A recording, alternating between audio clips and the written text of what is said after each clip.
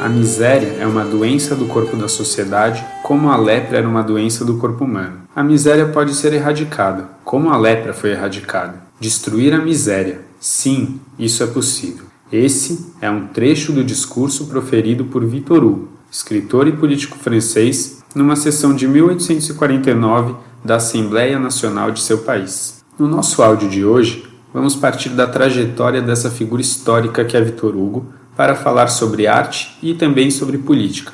Afinal, essas duas coisas nunca se separam. Nos livros que escreveu, Victor Hugo mostrou como poucos a relação estreita entre a política e os diferentes tipos de arte. Isso porque ele sempre destacou as questões mais dramáticas de toda a sociedade capitalista: a pobreza, a desigualdade e a injustiça. O que sempre foi e será uma escolha crucial para o artista: falar ou não falar da opressão. Mesmo quando um artista decide não tratar dos problemas sociais, ele está se posicionando politicamente. Se Victor Hugo é o homenageado de hoje, é porque ele nunca deixou de fazer suas escolhas, falar das injustiças que marcaram a vida dos trabalhadores de sua época, por sinal, muito parecidas com as que enfrentamos hoje. Victor Hugo, como todos nós, é fruto de seu tempo. Isso quer dizer que sua visão de mundo e seus pensamentos são o resultado das ideias da sociedade em que ele viveu. Quase todo mundo se lembra do dia em que chegou na ocupação pela primeira vez e que olhou para aquele negócio todo com alguma desconfiança, que ouviu aquele discurso na Assembleia sem colocar muita fé. Com o tempo, isso vai mudando.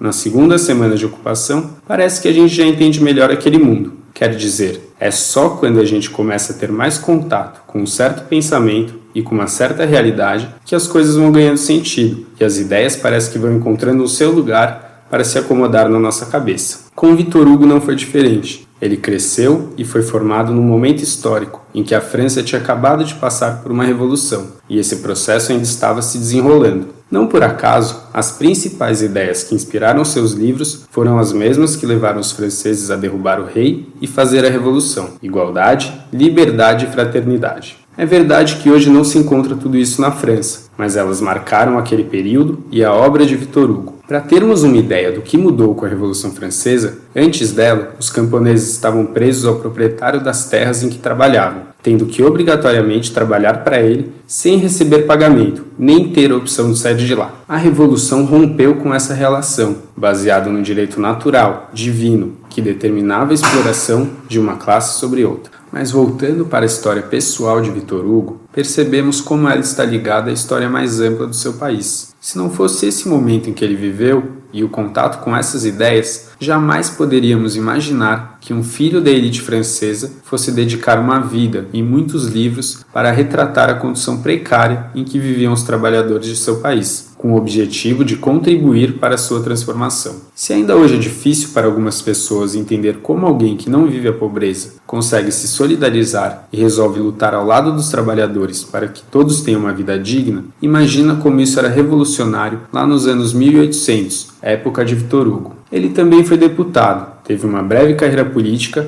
mas é conhecido mesmo pelos seus livros. Dois dos mais famosos são Nossa Senhora de Paris, conhecido como Corcunda de Notre Dame, e Os Miseráveis, escrito em 1862. Nele, Victor Hugo descreve a vida das pessoas pobres em Paris e na França dos anos 1800. Ao fazer isso, ele foi um dos primeiros escritores a colocar a classe trabalhadora como principal sujeito de um livro. Dá para dizer que a força desse livro está justamente na descrição precisa da realidade dura e cruel que o povo francês tinha de enfrentar. Apesar da tristeza da situação, Victor Hugo consegue narrar inclusive o sofrimento com delicadeza. O personagem principal é Jean Valjean, e a partir da sua história, Victor Hugo apresenta as maiores qualidades das pessoas humildes. Jean Valjean é um homem forte, batalhador, honesto, de coração imenso, mas que sofre com as injustiças de um sistema que o impede de ter uma vida digna. Assim, Victor Hugo nos oferece também uma amostra de uma estrutura social formada a partir da injustiça. Por mais que Jean Valjean seja uma pessoa cheia de qualidades, ele está condenado a permanecer na sua condição de precariedade, o que ilustra bem o funcionamento do sistema que conhecemos. É dessa forma que Victor Hugo consegue colocar o dedo na ferida através de sua obra, denunciando as injustiças daquela sociedade que prometia igualdade e liberdade para os seus, mas entregava apenas fome e injustiça. E da mesma forma que ele mostra que a miséria dos trabalhadores não é culpa deles próprios, a transformação dessa realidade também não se daria individualmente, através do esforço do trabalho. Se fosse assim, Jean Valjean seria rico. Victor Hugo aponta para o papel que a Assembleia Nacional, como representante do povo, deveria exercer para que uma sociedade de fato, democrática e igualitária, fosse instaurada na França. Apesar de ele ter escrito o livro há quase 150 anos, Os Miseráveis continua muito atual. Como podemos ver no livro, os problemas de uma ordem injusta e desigual nos perseguem há séculos, mas obras como essa nos trazem inspiração para valorizar a luta do povo e seguir sonhando com um mundo verdadeiramente livre, igual e justo para todos.